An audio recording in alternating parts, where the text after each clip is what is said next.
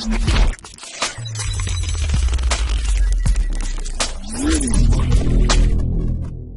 दोस्तों, मैं हूं अपूर्व और ये हमारा नेक्स्ट ट्यूटोरियल। और इस ट्यूटोरियल में हम पढ़ेंगे अबाउट टू डायमेंशन एरे। तो दोस्तों, जैसे कि हमने अपने पिछले ट्यूटोरियल में देखा था कि एक सिंगल डायमेंशन एरे में सिर्फ एक रो होती है और उसके अलग अलग कॉलम्स होते हैं। लेकिन टू डायमेंशनल एरे में दो डायमेंशन होते हैं। जैसे एक रेक्टेंगल के दो डायमेंशन होते हैं, लेंथ एंड ब्रेथ, उसी तरह टू डायमेंशन एरे में होती हैं rows and columns. Rows and columns को डिफाइन हम ऐसे करते हैं एक टू डायमेंशन में। आप देख सकते हैं, मैं लिखता हूं int a सपोज कि जो फर्स्ट स्क्वायर ब्रैकेट के अंदर जो वैल्यू है, सपोज मैं देता हूं 5।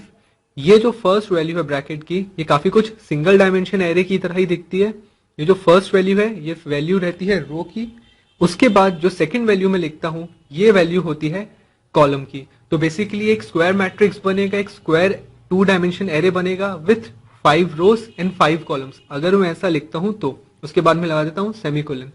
तो इसमें नंबर ऑफ एलिमेंट्स हो जाते हैं 5 इंटू 5, दैट इज 25। तो दोस्तों, आपने देखा कि कितना आसान होता है एक 2D एरे को डिफाइन करना। तो दोस्तों, चलिए हम एक प्रोग्राम बनाते हैं जिसमें हम एक 2D एरे लेंगे और उसमें वैल्यूज इनपुट कराएंगे। तो मैं लिखता हूं पहले int a ऑफ 5 एंड 5। तो यहाँ पे हमारा एक टू डायमेंशन एरे बन जाएगा consisting of 5 into 5, that is 25 elements. उसके बाद मैं लिखता हूं, अब मुझे इसमें वैल्यू इनपुट करानी है तो मैं एक फॉर लूप का यूज करूंगा।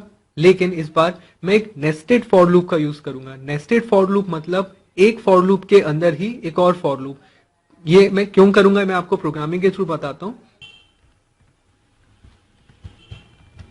मैं पहले लिखता हूं for int i is equal to 0, i less than 5, i plus plus, क्योंकि 0 से 4 तक ही रहेंगे। इसमें नंबर ऑफ रोज हम बोलते जरूर 5 हैं, लेकिन एक्चुअली वो होते 0 से 4 हैं। तो 5 होते हैं लेकिन उनकी इंडेक्सिंग 0 से 4 तक होती है। तो ये पहला फॉर लूप है, इसके अंदर हम एक और फॉर लूप लगाएंगे। इसी को ही नेस्टेड फॉर लूप बोलते हैं, क्योंकि एक फॉर लूप के अंदर ही एक और फॉर लूप को लिखना मतलब नेस्टेड फॉर लूप लिखना। तो मैं यहाँ पे लिखता हूं for int suppose j is equal to 0, semicolon j less than 5, semicolon j plus plus. और मैं यहाँ पे इसके कर्ली ब्रैकेट्स को स्टार्ट एंड क्लोज करता हूँ। तो बेसिकली दोस्तों, जो फर्स्ट फॉर लूप है, मैं इसे रोज के लिए अज्यूम कर रहा हूं कि जैसे जैसे i की वैल्यू बढ़ेगी एक टू डायमेंशनल एरे में रो की वैल्यू बढ़ेगी। और जो सेकंड फॉर लूप है वो बेसिकली मेरे कॉलम को इंक्रीमेंट करने में मदद करेगा।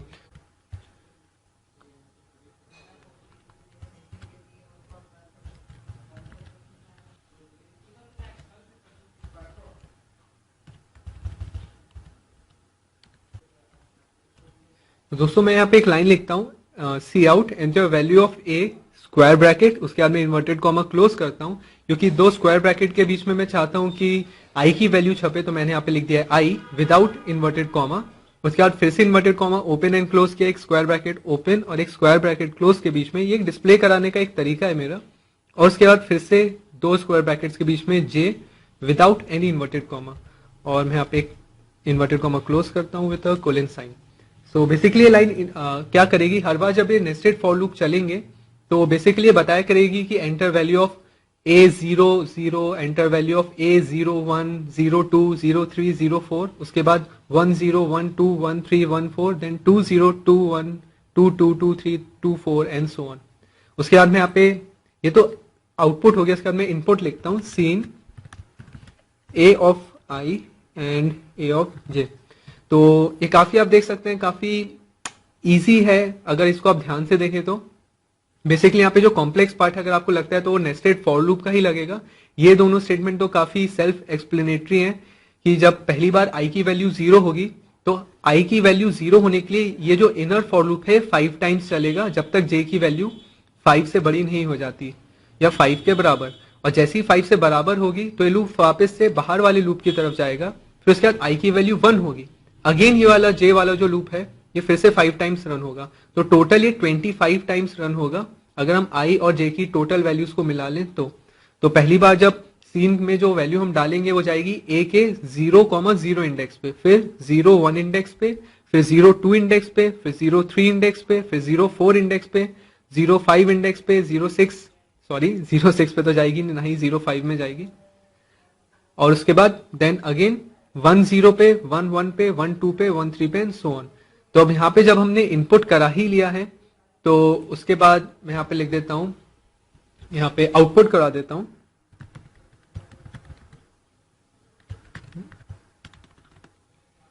तो यहाँ पे पहले मैं लाइन लिख देता हूं, cout the value of 2D array is, उसके बाद में एक और फिर से नेस्टेड फॉर लूप लगाऊंगा आउटपुट के लिए भी। तो आप देख सकते हैं मैं वो कैसे करता हूं।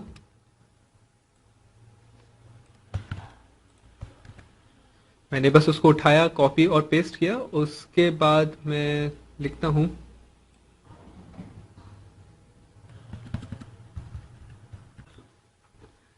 उसके बाद मैं दोस्तों लिखता हूं फॉर, एक और फिर से दो नेस्टेड फॉर लूप लेता हूं for int i is equal to 0 less than 5 i plus plus j is equal to 0 j less than 5 j plus plus.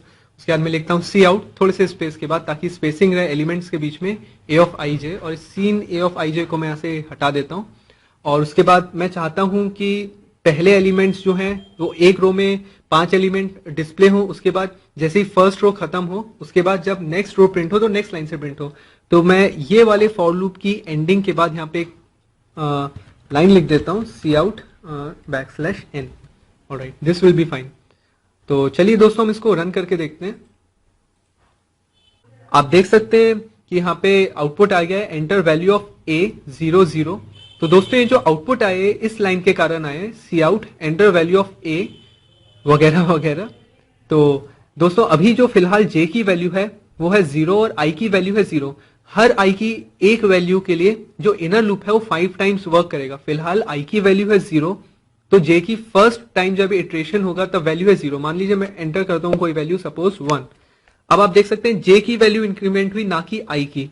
आप इस लाइन से समझ सकते हैं i की वैल्यू इंक्रीमेंट नहीं हुई, j की हुई है, क्योंकि i की हर वैल्यू के लिए j 5 टाइम्स रन करेगा। तो मैं चलिए वैल्यूज इंपोर्ट करता हूं। अब आप देखिएगा ध्यान से, अब क्योंकि j अपनी मैक्सिमम वैल्यू पे पहुंच गया है, उसके बाद क्योंकि j इंक्रीमेंट होके 5 हो जाएगा और हमारी कंडीशन है j लेस देन 5, तो ये जो इनर लूप है ये ब्रेक होगा और ये आउटर लूप में आएगा और आउटर लूप में i की वैल्यू को 1 से इंक्रीमेंट कर देगा। तो आप देख सकते हैं इस बार ये जो a ऑफ 1 0 है, मतलब यहाँ पे i की वैल्यू इंक्रीमेंट हुई है। एंड अगेन अब i की वैल्यू 1 के लिए फिर से जो j का इनर लूप है वापस से 0 से 5 तक, फिर से 0 से 4 तक फिर से रन करेगा। तो मैं अब जल्दी जल्दी कुछ रैंडम वैल्यूज इनपुट कर देता हूं।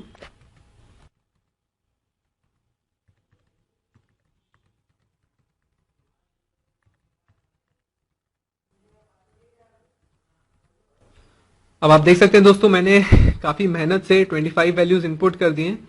और अब दोस्तों जैसे ही मैं एंटर प्रेस करूंगा तो एक अच्छा सा आउटपुट आना चाहिए, एक्सपेक्टेड तो यही है।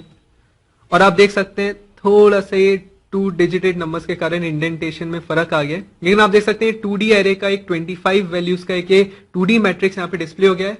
ये जो हॉरिजॉन्टल वैल्यूज है ये फर्स्ट कॉलम की वैल्यू है, रो 1 की फर्स्ट वैल्यू, रो 1 की सेकंड वैल्यू, रो 1 की थर्ड वैल्यू, रो 1 की fourth value and so on. तो हॉरिजॉन्टली ये जो है कॉलम्स हैं, first column, second column, third column, fourth column and so on. और नीचे अगर आप जाएंगे तो ये रोज हैं, first row, second row, third row, fourth row and fifth row. तो दोस्तों होप आपको ये समझ में आया होगा। जुड़े रहिए मेरे नेक्स्ट ट्यूटोरियल से। हमारे नेक्स्ट ट्यूटोरियल में हम manipulations with single dimension arrays सीखेंगे। Thanks a lot.